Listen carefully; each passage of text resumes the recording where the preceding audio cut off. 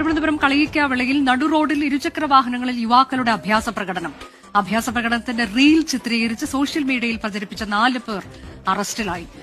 ഇതാണ് ലോകത്തിലെ ഏറ്റവും വലിയ കണ്ണാപ്പിത്തനം എന്ന് പറയുന്നത്. ഒന്നാമത് തന്നെ ഇവിടെ മോഡിഫിക്കേഷൻ വാല്യൂ എന്നൊക്കെ പറഞ്ഞിട്ട് ഒരുപാട് പ്രശ്നങ്ങൾ കാര്യങ്ങളൊക്കെ ഇപ്പോൾ നിലവിൽ പോയിക്കൊണ്ടിരിക്കുകയാണ്. അതിനിടയ്ക്ക് ഓരോന്ന് കുട്ടിയും പെറുക്കിക്കൊണ്ട് ഇങ്ങനെ വന്നിരിക്കുന്നത്. സത്യം പറഞ്ഞാൽ ഇവന്മാർക്ക് ഇതൊക്കെ എന്ത് ധൈര്യത്തിലാണ് കാണിക്കുന്നത്? ഇവിടുത്തെ സിസ്റ്റത്തിനുള്ള ഒരു ഒറ്റ കാര്യം കൊണ്ടാണ്. ഇവന്മാർ എന്ത് കണ്ണാപ്പിത്തനം കാണിച്ചിട്ടുണ്ടെങ്കിലും ഇവിടെ പിടിച്ചു കഴിഞ്ഞാൽ ഇവന്മാർക്ക് ഫൈൻ അടയ്ക്കും, കുറച്ച് അങ്ങോട്ടും ഇങ്ങോട്ടും ഇട്ട് ഇവന്മാരെ നടത്തിപ്പിക്കും. അത് കഴിഞ്ഞതിന് ശേഷം ഒന്ന് കുറച്ച് കഴിയുമ്പോഴത്തേക്ക് ഇവന്മാരെ കയ്യിൽ തന്നെ ഇവന്മാരെ വണ്ടികൾ കാര്യങ്ങൾ തിരിച്ചു കൊടുക്കും. അത് ഇവന്മാർക്ക് നല്ല രീതിക്ക് അറിയാം.